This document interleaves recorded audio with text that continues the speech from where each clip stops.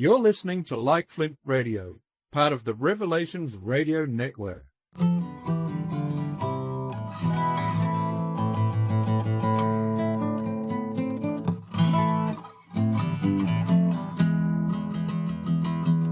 Well, welcome to another episode of Like Flint Radio. I'm your host, GK. We've got another fantastic interview lined up for you in this episode. I'm going to be shortly talking to Frank Johnson, and we're going to be talking to Frank about some articles that he's written for Ancient Aliens Debunked. Now, I don't mind saying we've had some wonderful guests on Like Flint Radio and Future Quake Southern Hemisphere, but there has not been one guest that I have actually, really worn down and asked more than once to try and get on the show. And it's taken a while. And I can tell you, I was pretty persistent because I really wanted to talk to Frank. So at long last, I got Frank. I wore him down till he said yes. And so I'd just like to welcome to Like Flint Radio, Frank Johnson. Welcome to the show, Frank. Thanks, G. How's it going? I'm doing very well, thanks. Nice and warm here on this side, but I guess it's quite cool up that side still. Yeah, still cool. A little bit of snow, and probably by July it'll be gone. So that long, will it be? Probably, yeah. Wow. All right. Nice and cool. Well, anyway, what we want to talk about today, Frank, is, as I said in the introduction, your articles that appear on Ancient Aliens Debunked. But before we get to those articles, because we've picked a few to talk about, can I ask you, how did you end up writing for that particular website? How did that happen? Yeah, it's kind of a long story, actually. So maybe like back in 2009 or so, Chris White, he was kind of doing his podcast, I think, Nowhere to Run or whatever. And he put out just kind of an open call for blogs and stuff. And so, I was just finishing college there a little bit later than most people, but I was just finishing college, studied writing, and then I was like, I want some writing experience, maybe I'll just pitch it by him and, to see if he'll, take me to do a blog for the, our end feed there. And so, I did that and started blogging, did a couple of years of just blogs. And I don't really want to mention that blogs. I just kind of let that one sit where it is. But, I kind of did that for a couple of years. And he put out another call on his show for some people to help do some research with the Ancient Aliens Debunked in a movie. And, I'd already been blogging and doing research, and figured, why not? This sounds kind of interesting. Something I've always kind of had an interest in and wasn't really sure about all the stuff that was being said. And so, I kind of did researched a few of the claims from the TV show Ancient Aliens. And then, from there, I think Chris said he had a website, ready to go. And, he would still want, maybe some blog content to go along with it. And so, I just kind of, after the movie came out, I just started doing some blogs and have just kind of kept at it here and there since. So, right, I've really enjoyed the blog articles, and which is a lot of the reason I wanted to have you on. And we will put a link to the Ancient Aliens Debunked blog where people can find your articles there. But what I want to ask you, some of these articles you wrote, like there's one about the Starchild Skull, one about the Peruvian skulls and that. What made you interested in writing articles along those lines? Have you always been interested in those sort of topics? I think kind of growing up, I've always actually had an interest in the UFO stuff, paranormal, whatever. So kind of growing up through school, I would read books of that nature. And then especially like in my teens, I started reading a lot of the UFO literature and stuff. And I think I remember reading some of, what is it, Von Daniken's stuff, and, just kind of getting into that and being aware of all that stuff. And so, yeah, it's something I've kind of, all those ancient mysteries and stuff like that, people couldn't build this. And yeah, that's just something I've kind of studied a lot throughout my whole life, especially as a teenager. Yeah. Yeah, right. I remember reading the Von Daniken books as well. And I think that kind of made me interested in these topics myself. I think when I was younger, my brother bought the books home and read them and left them laying around. And I think I picked them up and read them, sort of give my age away a bit there. But because, those early ones have been around for a while. But with those sort of topics, were you a believer while you were reading those topics, or did you become a believer after you've discovered the sort of Von Daniken sort of stuff, or what was your, just briefly, your journey? I remember, I think the big moment was like, I think I had seen Stargate when I was like 14 or whatever. And that's really giving away my age too. But yeah, I think from there, I was just really fascinated with the topic. And I don't know that I ever really thought it was like really aliens necessarily, but I always kind of thought that, science didn't really have like all the answers to how they could build all these amazing things. And, some of the claims they made about the artwork was like really convincing, So I really don't know where I fell on it. I kind of believed in aliens, and I kind of was open to the possibility that like aliens did all this stuff, created all these things they claim they did. And I also kind of, since I wasn't sure on that, I kind of opened it up to the idea of like, human beings coming up with like advanced technology years and years ago that, we've since forgotten. So I was, really open to either idea. And I think maybe, in my 20s, when I started kind of getting into UFOs again, I came across all this stuff about ancient aliens just before the show was coming out. And I think that's when I really started to entertain the idea more and more of aliens coming around. But then, before I started to buy too much into it again, I started reading, some of Dr. Heiser's work and came across Revelations Radio Network stuff. So that's kind of like on the borderline of finally believing it was aliens. But yeah, but what would your position be now at this point in your life? Oh boy, I think after actually researching some of the claims, I think definitely, I would say everything I've come across to this point is definitely, just human beings working really hard and, being really smart in building stuff. Yeah. When you look at some of the stuff, it's like some of the evidence that they put forth is just like really ridiculous. So the more of that, absurd evidence I see, I think the less I believe it. Sure. Okay. Well, what I think we do is if we might launch into one of your articles that appears on the website, and I thought we'd kick off with the one that the title is "A Bone Depict with the Starchild Skull." Sure.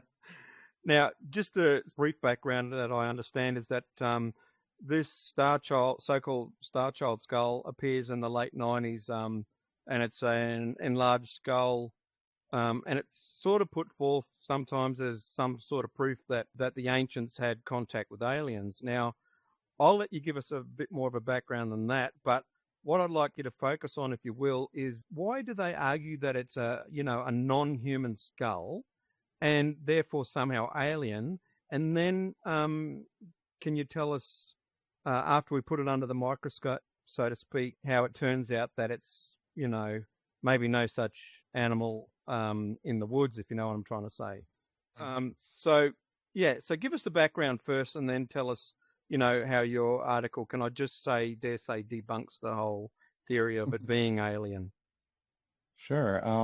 As I remember, I think I first came across it like in 1999 when I was still in that exploring phase. I was reading, some of the New Ager magazines kind of stuff, and they had it was actually a cover story. I still have it here actually, and they kind of talked about this skull being, I think it was in the possession of some just kind of regular folks for a while, and then really literally collecting dust, I think, in someone's closet.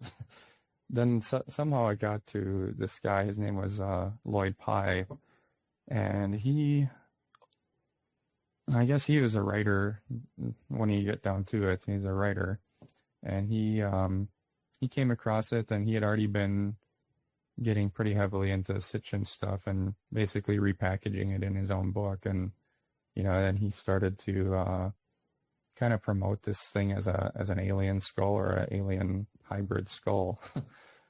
Yeah, he just kind of took it to UFO conferences and did articles, and it's still up actually, the Starchild Project website, and he was always putting it up there and trying to raise money to get it tested and stuff. What's their argument that it's non-human? What's so special about this one? Well, I think the what they think makes it non-human, the things they claim is that it's big and round, so obviously that's the number one sign. It does have some abnormalities with it, like I think they said that it's doesn't even have sinuses, but what else? They said that some of the dentation or the teeth and stuff kind of make it look out like it's an adult. The large eye sockets. Yeah. Now there's a picture of that on in your blog article, so people will be able to look at that. Now I've got to tell you, DNA and DNA topics are not my forte, but neither. But you've done a fair bit of investigation, and I noticed you on the next topic we're going to talk about too. You talk a fair bit about DNA, but I understand that it was the DNA thing that brings this undone. Is that correct? Yeah, I definitely think that's probably the biggest nail in the coffin, as they say. So this thing has been tested quite a few times for DNA, and you can see all that on the Starchild Project website. I think that the very first test they did was that it had came back like 100% human. Like it had a human father, human mother, and then Pi, the guy who was carrying this thing around, he basically disregarded that test result, and I don't even think you can find it on the Starchild website anymore, but he really discarded it as that result is because of contamination of the DNA somehow.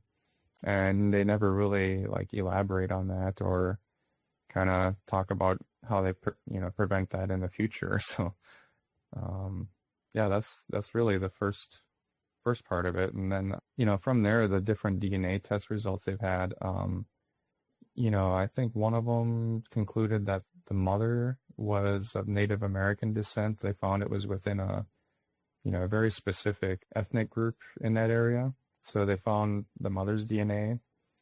The skull was actually also found with another skeleton, and they've tested that DNA, and they found that one wasn't even related necessarily. But alrighty, so if you don't mind me asking you, Frank, and I've never actually heard of this test before, just briefly, what is the blast test, and what does it mean with regard to the Starchild Skull?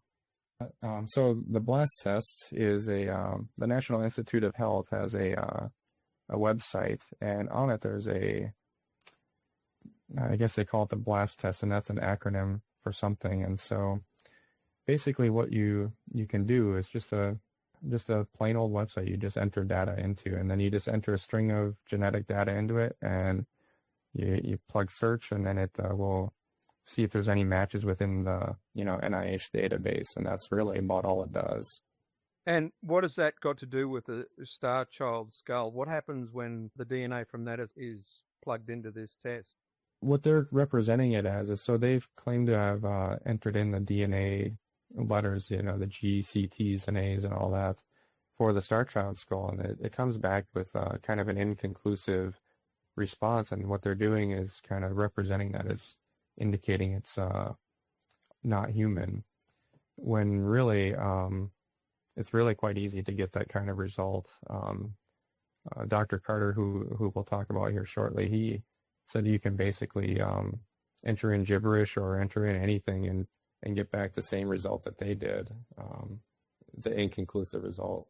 Right, because I was going to ask you about Dr. Carter and what his involvement in this was. Yeah, Dr. Carter, he has a PhD, and he kind of, I think, studied the genetics of coral and stuff for his college degree, and he actually wrote an article that's on the CE4 research webpage, and I linked to that in the article. He's got a PhD, he knows genetics a bit, and he basically has written a whole treatise on where the Starchild Skull goes wrong. And once you read that, it's pretty, I think, pretty conclusive that this skull really is not really that special as far as aliens go. Right. Well, I was going to ask you my next question I had in line, Frank. And so, what is this? What is the Starchild Skull? Alien or human or hybrid, Frank? Well, I think it's pretty safe to say it's completely human. Yeah.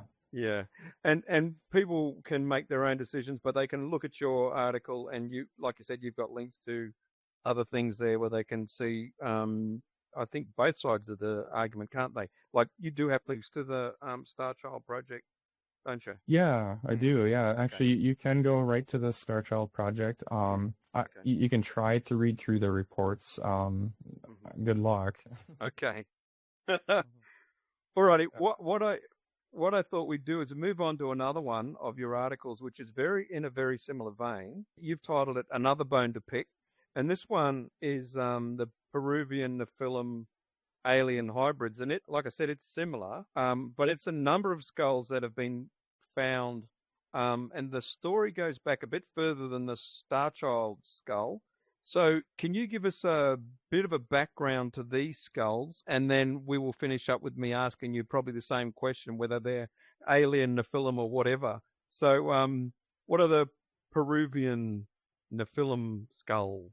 The articles I found, they all say they found these archaeologists found these cone-headed skulls back in like 1928 in Paracas, Peru. At the time, I think they found maybe like 400 of them, or they found quite a large number anyways. And some of them have hair. They're all from like, different mummies and stuff. And so, some of them have hair. Some of them are more cone-shaped than others. And some of them, the sutures on the skull are kind of, either not there in the wrong place or just kind of hard to find, basically. So before that, though, people have been finding these kind of skulls in Peru, these cone-shaped skulls, all the way back into the like 1850s. So really, these 1928 ones really, they're cool from an archaeological point of view, but it's hardly unique. And at the time they were discovered too, I don't think there was any real sensational claim made about them. So. Okay, so like I know that as you mentioned the number of 400 there, and I understand that I'm not sure, Frank, and you can tell me, but whether one or two or more were examined and DNA was tested, but I think one of the issues is we don't know which one was tested, therefore we don't really know what we're talking about. Is that right? Yeah. The story goes along those lines? Yeah, that's what I, as I was researching this, I found it like really hard to find out exactly which skull material was taken from, even if they took material from one of the skulls. There's hundreds and hundreds of these skulls, and nobody, Brian Forster or, the Starchild group has really put forth which skull material was taken from, and it's just really unclear what they're testing. So therefore hard for anyone to make an objective. Yeah, definitely. Yeah, no one knows. Very hard to be objective about if we don't know, where the data comes from. But what's the connection between these skulls and the Starchild skull, if any? Well, I think the main connection would be that various people are claiming that these skulls are evidence of some sort of hybrid life form, be it alien or otherwise. Yeah. Yeah. Okay, so that's the thing. And is it the same group of people seem to be involved examining them and talking about them? Yeah, I think it does. Brian Forster, he's kind of a guy who's he works a lot with David Childress, who we like at the blog. And Forster kind of latched onto the Starchild project when Lloyd Pye died, who just recently, actually, I think in December. And yeah, so it's sort of the same group of people involved. Yeah, I think it's not really explicit, but the Starchild people are sort of tangentially involved. Yes. Okay. So, Frank, what is the Raman process and why is it relevant to this story? Yeah, one of the things with the Raman process is that somebody took, well, it's actually really a long story, but somebody took one of the hairs from one of the mummies. Again, we're not sure which one. And they compared it to a hair that was supposedly found during some guy's alien abduction experience. So what someone has done is compared the two hairs and two more hairs with this method called Raman spectroscopy. And basically, the graph that each hair has produced has a sort of similar slope, and so people are claiming there's some sort of connection or similarity to this, or at least, hinting at that. And I guess to back up a bit, what Raman is it's a sort of test that lets people, I guess, test an object and see what the chemical makeup of something is. So it does seem to be used kind of frequently for hair, but you can use it on, I think you can probably use it on anything. And what it does is you put the object in the test, and what they do is they hit it with a laser beam and different kinds of light, and how that light reflects off of the object and is absorbed by the object kind of helps them to determine, I guess, what something is made out of. So when you look at the graphs, what it is on the graph, the y-axis, the vertical axis is, I think, the intensity of the light that's reflected off, and the x-axis is the wavelength. And so anything you put in there is going to be giving off a different kind of graph. So when you're comparing different hairs, even hairs from the same individual, sometimes I think you can get a different result on the graph. So, and there's a lot of particulars with the Raman process that it's a very reliable test, but like any test, you got to be careful with what you're putting in there and how you're interpreting the results. What were the results? They're claiming some sort of alien source, are they, for the hairs? Yeah. It's heavily implied that this mummy hair and this alleged hybrid hair have a similar slope on the graph. Right. So there's some sort of connection is what the kind of implication is, but really both hairs have a completely different intensity and wavelength of light being reflected off of it. So. And what were your conclusions? How did your article conclude on this one? I'm starting to sound a bit like a game show host, but Frank, alien, human, or hybrid? Bigfoot? No. I think this one will end up turning out human. They're still supposedly doing some tests on it, but right. I think any tests that come back are probably going to be ambiguous at best. My money's on human, but I think the claim will be made that it's otherwise. So that is an interesting article, and also you'll be able to find that. People will be able to find that when I put the link in the show notes to the blog. Now, a third one that you and I had decided we'd talk about was this topic of UFOs in the Bible, and particularly to do with the book of Zechariah and Zechariah chapter 5.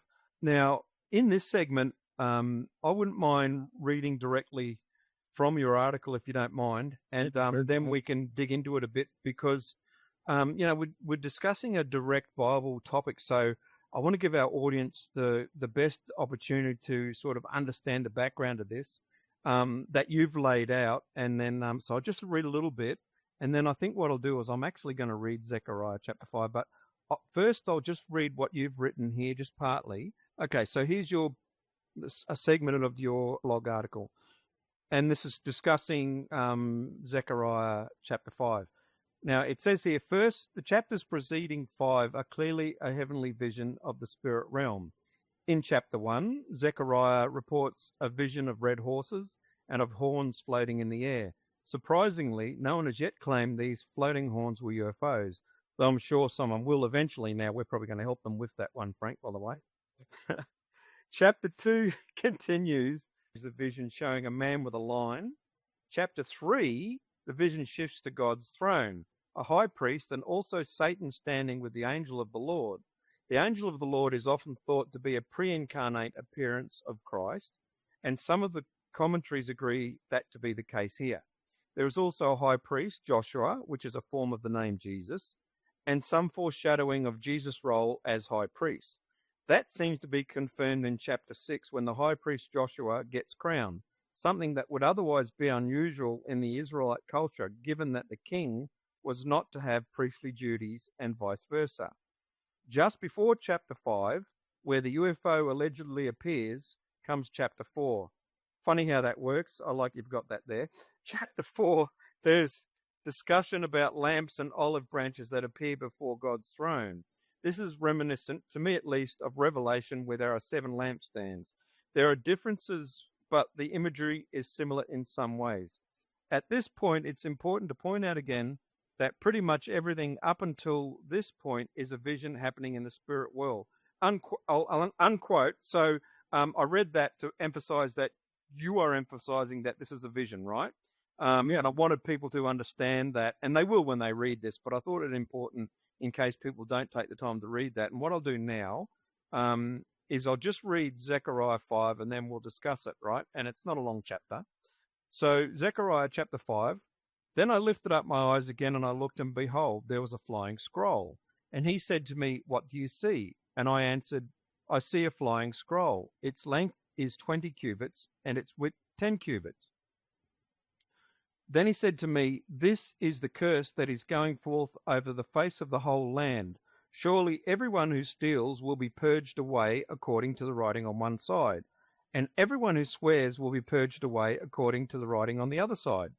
I will make it go forth, declares the Lord of hosts, and it will enter the house of the thief and the house of the one who swears falsely by my name. And it will spend the night within that house and consume it with its timber and stones. Then the angel who was speaking with me went out and said to me, lift up now your eyes and see what this is going forth. I said, what is it? And he said, this is the LFR going forth. And he said, this is their appearance in all the land. And behold, a lead cover was lifted up. And this is a woman sitting inside the LFR. Then he said, this is wickedness.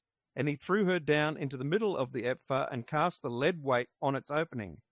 Then I lifted up my eyes and looked, and there 2 women were coming out with the wind in their wings. And they had wings like the wings of a stork, and they lifted up the LFR between the earth and the heavens. I said to the angel who was speaking with me, where are they taking the LFR? Then he said to me, to build a temple for her in the land of Shinar. And when it is prepared, she will be set there on her own pedestal. Now, I wanted to read that relative section so that people have a background of what we're going to talk about. Okay, so now, as I said, you emphasize that what we're dealing with here is a vision that Zechariah is having, okay? And it's not a UFO. This is a flying scroll, right? And the basket that they're talking about in the vision is also something visionary and probably best not mistaken. I'm laughing at myself here, but best not mistaken as a UFO. So what is going on here? Like, I've read your article and I know what you meant, but what's going on here? In your opinion, what is this Zechariah 5 about?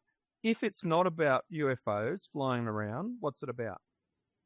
Yeah, this vision, I think when you look at it in the context, the Jews are returning from Babylon, where they've been kind of in exile for a while. And, I think Zechariah also lines up pretty well with, I think, the book of Haggai and Ezra too. So if you kind of read those 3 together in context, you kind of see, the Jews have just finished their exile, their punishment from God, basically, for all the stuff that happened in the book of Kings and Chronicles. And, so as they're returning, there's kind of like this call to repentance and to start, I guess, obeying God and following the law, again. And, Zechariah, he takes kind of a different approach than Ezra and Haggai. And I think his writing is mostly a vision and just kind of, I guess, talking about the importance of repentance and obeying God. And he had a kind of a lively looking vision as opposed to what the others had. And in his book, you can kind of see all these, spiritual symbolism and things of that nature. So what I think it is, given that that's the case, some of the commentaries, I think Guzik's commentary was that this was a scroll of the law, and kind of talking about how if people don't obey the law, then they're going to be, judged by the law. It's kind of my take on it, I guess. And, as you break down too in chapter 5, the word for scroll here, or roll as they have in the King James, that's the Hebrew word Megillah. I probably mispronounced that, but you can do a word search for that and find it wherever it appears. And every other time that word is used in the Bible, it means specifically like a scroll, as in like a writing scroll, or like a scroll of the Torah or whatever.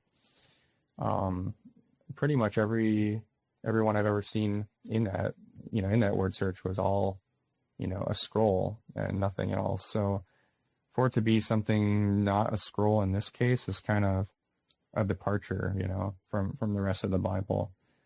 So I guess that's the first part. And then the ephah or ephah, the basket, that's kind of the same story with that one, where it's used in the Bible. It's always a basket and nothing else. So I think, when you see that part in chapter 5, you have, like we're saying, the Jews have just been in exile in Babylon for basically wickedness and materialism in some ways. And this is kind of representing, I think, that kind of materialist spirit leaving the Jews and going back to Babylon where it belongs. And symbolically, a basket is being used because that word for basket is also a specific measurement, so their measurement of wickedness is going back to Babylon. And then from here, the Jews are supposed to try to live right according to, God's word and all that, all the law. Right. And I think as you get into the New Testament, you see that the Jews they did do that. They adopted the law, and, you got the Pharisees and Sadducees, but the Pharisees kind of took all that to maybe an extreme. And, we all know where Jesus gets into all that, but yeah. Yeah. No, that's good. I think I tend to agree, when you said that it basically the removal of the Babylonian spirit from Jerusalem and returning from whence it came, back to Babylon. So, yeah. So we will put that one to bed, as the flying scroll is definitely not a UFO, Frank. Definitely not. No. Now our fourth and final one, although you have written more than 4, haven't you? How many are there on there that you've written? I'm not sure. Oh my gosh, barely more than 4 it seems. But when I look back, I'd say there's probably at least more than 10. I haven't actually really counted. I should probably go back and review and edit some of those by now, because I noticed some typos. But yeah. So. Okay. Alrighty. So to our final article that we're going to discuss, and this is also very, very interesting. And I have read about this before, and in fact, I'd forgotten about it for many years until I came across your article again, Frank. But it's the Nuremberg woodcut of the UFO battle. Now, this is based on a woodcut which pictures a supposed battle between UFOs. In the woodcut, it appears to have some of them crashing into the ground. And in your article, you do advise that the woodcut was kind of like the Inquirer of its time. It tended to focus on weird happenings, right? So we must take that under advisement. And if you will, give us the background of this story, and then let us know, just give us the background to what it's about, and then what you think it's about. Because I tend to agree totally with the way your argument went, but I don't want to spoil that. I'd rather hear it from you. So what's the background to this one, Frank? Yeah, there's a kind of famous picture you can find on the internet. And actually, I found it when I was, in my early 20s, kind of trying to get answers to the whole ancient alien thing and, are there aliens, whatever. So back in the 1560s, there was in Nuremberg, Germany, there's a woodcut you can find, and it shows like a bunch of circles, rods, crosses, and a big triangle, and it looks basically like Return of the Jedi. You got all this stuff supposedly having a battle there in the air. And then you have in the corner, something looks like it crashed. And if there was wreckage there, that would be like the best evidence you could ever have for, ancient aliens probably. So coming from there, I actually tried to debunk this once before on my other blog and didn't really do a real good job of it. At first, I kind of thought this might have been like a hallucination or something, from people getting, poisoning from mold or whatever, because that was kind of common back in that day. But, when I was kind of talking with Chris about this one, he had mentioned this phenomenon called sun dogs, and I had heard of it before when I had been doing the research, but never really investigated that avenue. But this time around, I really started to look into sun dogs, and if you Google that, you'll find some good pictures. The article has a lot of pictures of it too, but the more I looked at that, the more I thought, this maybe is what's going on here.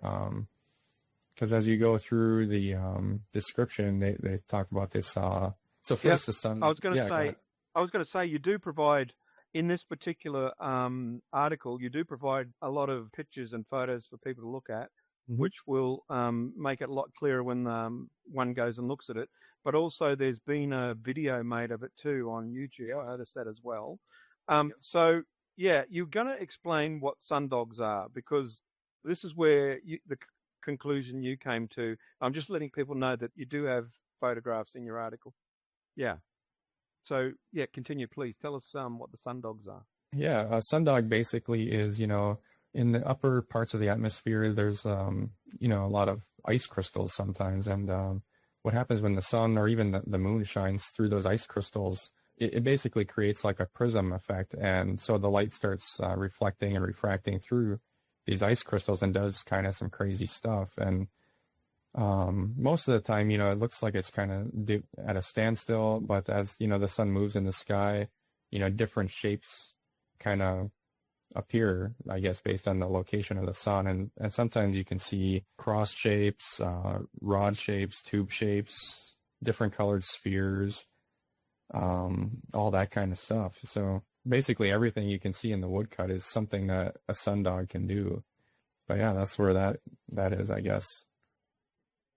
So essentially, your argument is that this is not a battle of UFOs. It's a guy who's depicting sundogs in his woodcut. But where did the idea come from in modern times that this might have been of UFOs? I think a couple of places. I mean, first, the translation from German, it kind of talks about how these rods and circles and crosses fought each other. And then there was supposedly a crash, and then this black triangle shows up, I think people are looking at it like it's basically like a photograph or, kind of a sequential series of events there. But really, when you get down to it, the sundog explains the crosses and tubes, and that as the sun moves, the shapes move and do different things.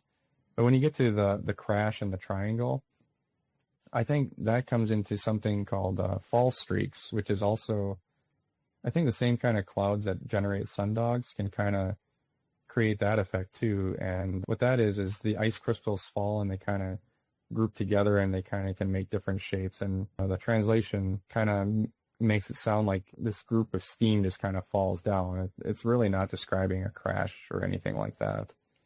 And, my theory also is that the sun created a shadow on this, ice cloud and made it look like a big triangle shape. So not really sure if that's answering the question. No, it did, because I was going to ask you about the crash as well, because as you speaking, I was looking at the picture here, and that's where I was going to go. Oh, and actually, if you read the translation too, it says, everything fell from the sun and the sky down to the earth, like burning all together and vanished. So it's like this schemy looking thing kind of going down to the earth, and then it just disappears like a big bunch of smoke. So yeah, well, this is definitely one I think anyone listening to this should go there and have a look, because you've got a lot of graphics there to show what you're talking about, but also a lot of links to YouTube videos that explain how these sundogs, their effect. And you've also got some other medieval writings on this phenomena. Yeah, there are a couple different pictures from kind of these older sources, and there was actually a website I linked to there that has kind of a gallery of all these woodcuts. You can go look at them.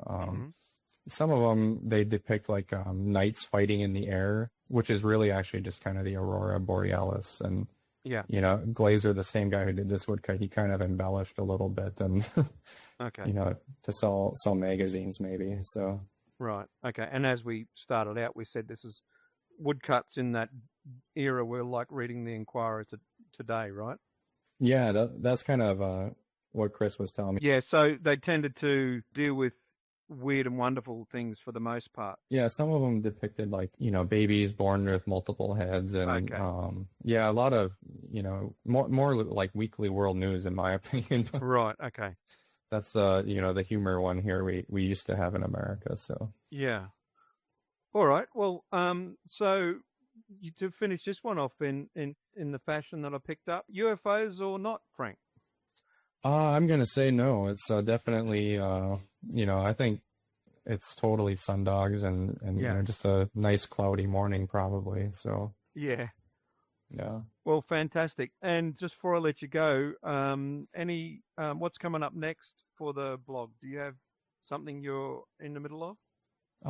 Nothing at the moment. Just taking a little break. I think between blogs, I like to take a little break. A couple topics I might look at doing is, one of them was the works of Immanuel Velikovsky. He the Skeptic magazine, they did a recent piece on him, but they described him as having like ping pong planets. So it's, he's saying that the solar system was kind of like a billiards table and just kind of all over the place. So yeah, I've got his book here, Worlds in Collision. That his work might be something I'm interested in looking at. Yes, maybe some of the statues, but those are really hard to research. Yeah, interesting. Let me see. Yeah. I'll give you a couple more scoops here. Hold on. Barry Downing's Bibles or UFOs in the Bible. Oh, good. That was good. Definitely good. Yeah. Yeah, that's definitely one I'm interested in doing. Okay. So thanks for those couple of scoops there, Frank. And obviously, I'll be looking out for them, and people can go back to the blog and find them in the future. But one thing I wanted to ask you was, what's your preparation time for one of your blog articles? Oh boy. A really easy topic, maybe a couple weeks if other people have sufficiently debunked it before. Right. But for something like the Nephilim skulls one was, I think it felt like a couple of months. And so, especially because I'm trying to be really careful, making sure the data I put forth is accurate. It can take a couple of months weeding through all the sources and then trying to write up something that's, very informative, but also, kind of entertaining too. Is kind of, that's actually the easiest part. I feel. You're right. Yeah. Wading through the information is just tough sometimes. And I actually finding it is even harder sometimes. Yeah. Finding information is tough, isn't it? On, it is. Some of these topics, isn't it? Yeah, it really is. If I'm finding that, using scholarly articles really does help a lot, but those are really hard to get unless you're in college or you have a subscription or a way to get those pretty easily. I found a few for free on the net, but it's tough. Yeah, the Peruvian Skulls one especially, because there was so many unknowns with that one. People are doing Raman spectroscopy and DNA tests, and there's a lot of stuff with the formation of the skull, like the sutures are supposedly missing on the skull, and so I had a couple of people help me with some sources for the skulls, right? The skull growth, the really technical stuff. I did get some help on the sources there. So yeah. And backing up on that one, those things really aren't missing sutures, that's actually totally natural. So. Okay, so just before we let you go, Frank, if people want to ask more questions about your work or anything like that, can they make comments on the blog or what happens? Yeah, unfortunately, we don't really have comments enabled on the blog because there's a lot of spam and a lot of and there was some hacking that happened. Hopefully, it doesn't happen again. But I know there is an email you can send in, but I know I haven't really been good at checking it. I know Chris does sometimes check it. So yeah, they can email Chris White at his usual spots or All right. All right. Good. All right. Okay, well, thanks for that, Frank. Well, Frank, I'd like to say thank you for your time. I hope I wasn't too hard on you, wearing you down to get you on the show, but man, you were tough, but we got you there, and I'm just really happy that you came on. Yeah, thanks for having me. Oh, mate, I just really enjoyed that. I really enjoy reading your writing on there. I do like the whole website. In fact, Ancient Aliens Debunked. I'll put the link to that website in the show notes, and if you go there, you can see across the top the blog button. You'll be able to click on that, and in that blog, you'll be able to find all of Frank's articles there. So, Frank Johnson, thanks for your time, and thanks for coming on to Like Flint Radio. Thanks, Jay. Thanks for having me. I really appreciate it. Okay, God bless. Thank you. You too. Bye-bye. Bye. Thank you for joining us. We hope you've enjoyed our show.